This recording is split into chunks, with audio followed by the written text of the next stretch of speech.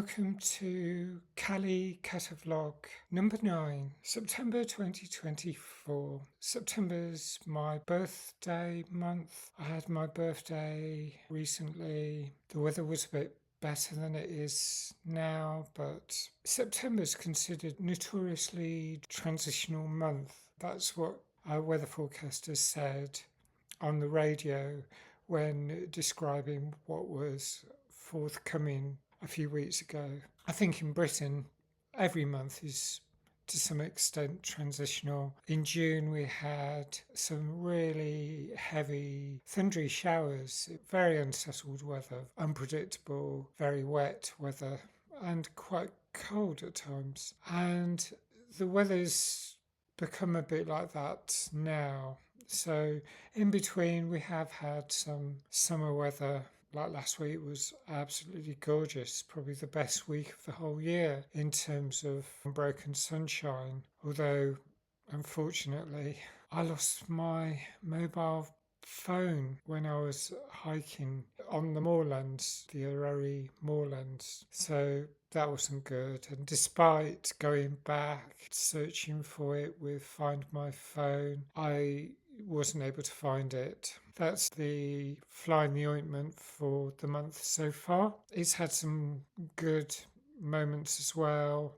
I had a lovely day out with my niece and her partner. We went to Llandudno for the day. I made a little video about that, which I will put a link for if you haven't seen it. But I'm still without a job, and that makes it quite difficult. It's very strange. I'm in my 7th week of not working at all. Part of the NEETs, not in employment, education or training. It's pretty difficult when you're middle-aged as I am. There may be work I can find, but it's going to take some while. I may go for more ad hoc jobs, considering my ADHD. It's the combination of autism and ADHD, and I suspect I've had that. If you want to see a video where I talk about that,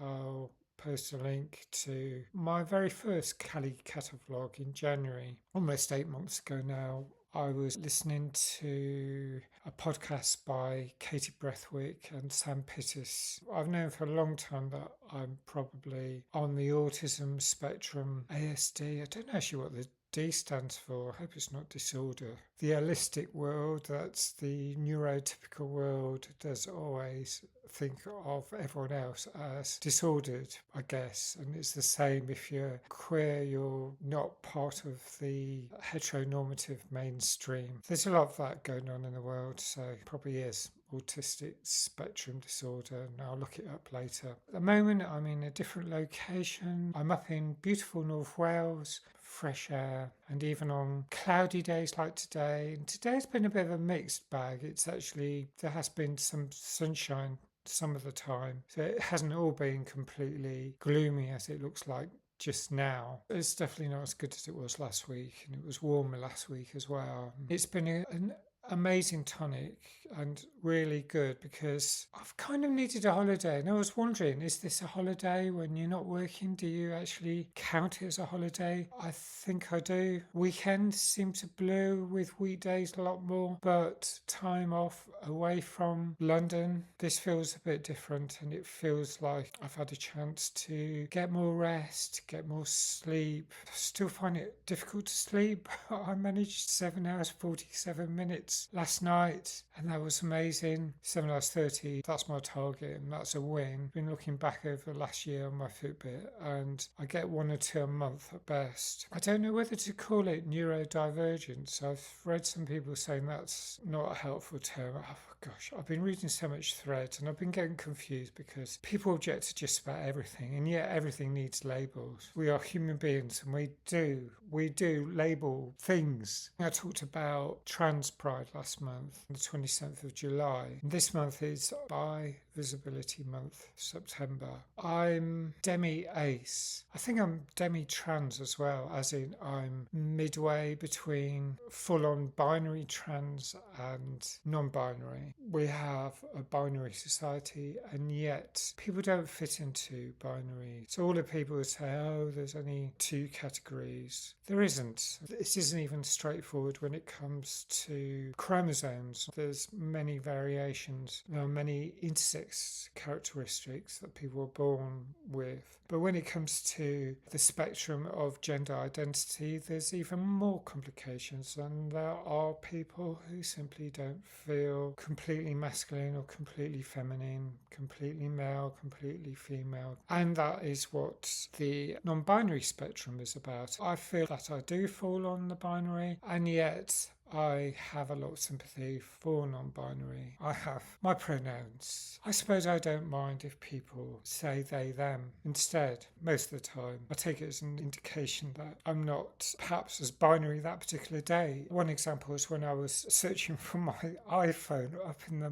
Ururi Moorlands. I found the exact location and I went looking. It defines it down to a few meters, a few yards. You can pinpoint the location where my iPhone is. It was a really boggy, swampy, heathery, gorsey ground. I was climbing over rocks. I was searching through the boggy ground. I was falling over all over again like I did the day before. I was getting stung by the gorse and I was falling over, and this very kind local had spotted me. She'd actually seen me fall the day before, so she'd been in the locality doing some work, and she said, "Are you okay there? Do you need any help?" And I explained that I'd lost my iPhone, and she helped me for a few minutes, which was so kind of her. But she was describing how she'd seen me falling over, and she didn't say they, them, but she seemed to say, oh, I could see this person wandering around. I felt on neutral territory, non-binary, and that is fine. I felt like she was being careful not to gender me, and that in itself is an act of kindness. And some people will make a blunt assumption one way or the other. And I think people who have that nuance of realizing gender to spectrum and use they, them, even if you fall into he, him, or she, her, and someone says they, them, it's usually out of kindness. It's kinder, I think, than when they make an assumption. That's me observing how allies are. In terms of sexuality, I think I fall in the demi-ace category, as in I'm asexual, but I would consider relationships.